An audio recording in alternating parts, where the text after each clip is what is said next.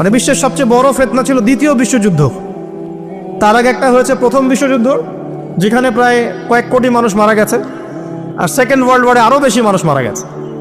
তো এখন বিশ্বকে ঠেলে দেওয়া হচ্ছে একটা থার্ড ওয়ার্ল্ড ওয়ারের দিকে, মানে যে কোনো সময় একটা তৃতীয় বিশ্বযুদ্ধের আশঙ্কা করছেন এখনকার যারা মিলিটারি অ্যাফেয়ার্স নিয়ে পড়াশোনা করেন, ওয়ার্ল্ড অ্যাফেয়ার্স নিয়ে পড়াশোনা করেন, তারা এগুলো বলতে পারবেন ভালো।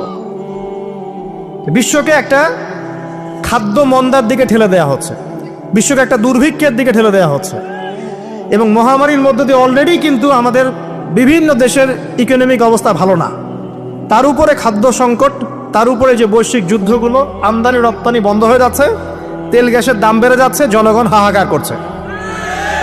এই পলিটিক্যাল গ্লোবাল অ্যাফেয়ার্সের ফিতনা এগুলা।